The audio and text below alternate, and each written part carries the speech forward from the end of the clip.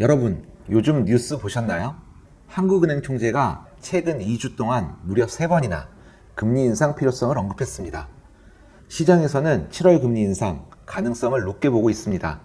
실제로 한국은행 총재는 물가 안정을 위해 금리를 늦지 않게 올려야 한다고 밝혔습니다.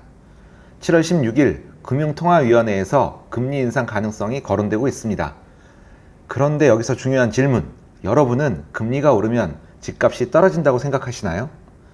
대부분 그렇게 생각합니다. 저도 그랬고요. 그런데 과거 데이터를 보면 꼭 그렇지만은 않았습니다. 제가 자료를 하나 준비했습니다. 2005년부터 2008년입니다.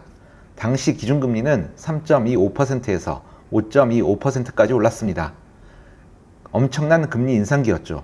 그런데 집값은 어땠을까요? 오히려 상승했습니다. 금리가 올랐는데 집값도 올랐습니다. 그럼 반대로 2008년 금융위기 때를 보겠습니다.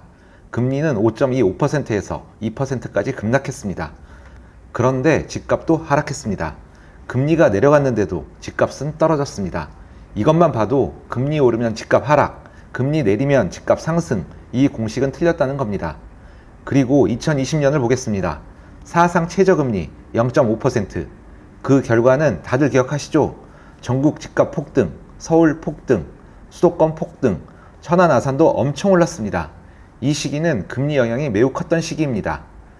그런데 더 재미있는 건 지금입니다. 2022년부터 2023년까지 기준금리가 0.5%에서 3.5%까지 올랐습니다. 역사상 가장 빠른 속도 중 하나였습니다. 그 결과 집값 조정이 나왔습니다.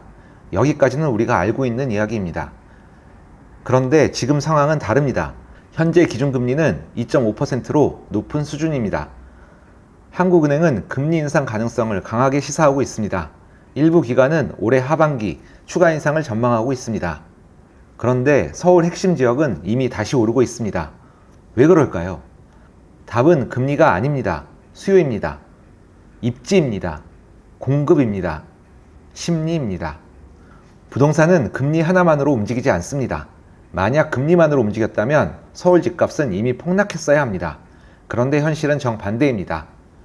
자, 이제 결론입니다. 많은 분들이 금리 오르면 집값 떨어진다, 금리 내리면 집값 오른다, 이렇게 생각하시는데요. 지난 20년 데이터를 보면 꼭 그렇지는 않았습니다.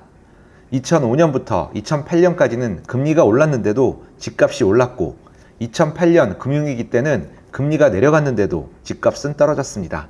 2020년 초저금리 때는 집값이 폭등했고, 2022년 급격한 금리 인상기에는 집값 조정이 나왔습니다. 그런데 지금은 금리가 높은 수준인데도 서울 핵심지와 수도권 핵심지는 다시 오르고 있습니다.